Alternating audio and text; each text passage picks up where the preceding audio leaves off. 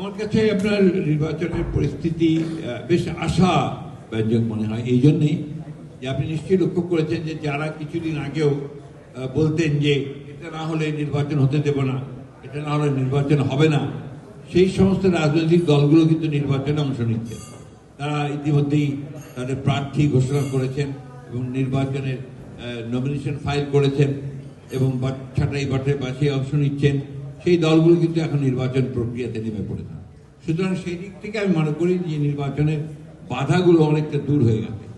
শুধুমাত্র গুটি কতক বা কিছু একটি মহল আপনার চেষ্টা করছে এর মধ্যে আপনার কিছু আন্দোলন সৃষ্টি করার জন্য।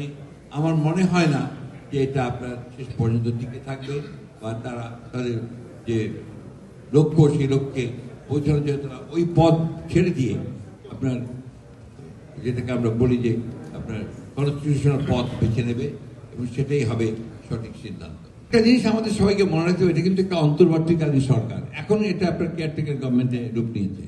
এটার পেছনে কোনো আপনার যে বলে যে জনগণের ম্যান্ডেট নাই, কিন্তু এর মধ্যে তারা যে কাজগুলো করেছে সেগুলোকে আপনাকে অবশ্যই তাদেরকে কৃতিত্ব দিতে হবে।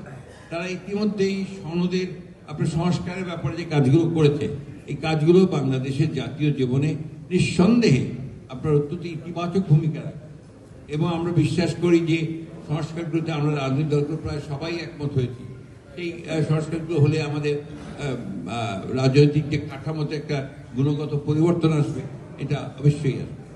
না, আমরা প্রথম থেকে বলে আসছি, নিশ্চয়ই আপনারা লক্ষ্য করেছেন, আমরা কিন্তু নির্বাচন নিয়ে আমাদের খুব বেশি আশঙ্কা কখনো ছিল না। আপনার মিডিয়ারা কিছু কিছু আশঙ্কার কথা বলেন, অন্যান্যভাবে অন্যান্য আমাদের যারা আছেন টক শো যারা করেন তারাও বলেন, কিন্তু আমরা দল হিসাবে কিন্তু আমরা কখনোই আমরা নির্বাচনের ব্যাপারে আমরা কোনো আশঙ্কা করি না।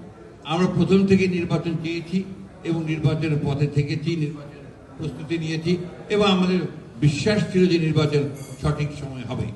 এবং অন্তর্বর্তীকালীন সরকারের প্রধান উপদেষ্টা এবং আমাদের নেতা তারেক রহমানের সঙ্গে লন্ডনে যে বৈঠক হয়েছে, সেই বৈঠকের পর থেকেই কিন্তু নির্ধারিত হয়ে গেছে যে ইলেকশন হচ্ছে, সেটা সঠিক সময় নির্বাচন হবে।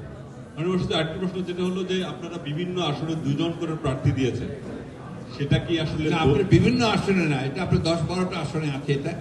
এটার কারণটা হচ্ছে আমাদের আপনার কতগুলো জায়গাতে আপনার আমাদের আসনে আমরা আশঙ্কা করেছিলাম যে আপনার কয়েকটা বোধহয় 7-8টা হবে ম্যাক্সিমাম, যে আপনার ব্যাংকের ক্লিয়ারেন্স হচ্ছে কিনা বা আপনার স্কুটিনিতে আউট হয়ে যাবে কিনা, সেই জন্য বিকল্প হিসাবে আমরা রেখেছি কয়েকটা। সেটা আপনার সমস্যা হবে না, এগুলো ঠিক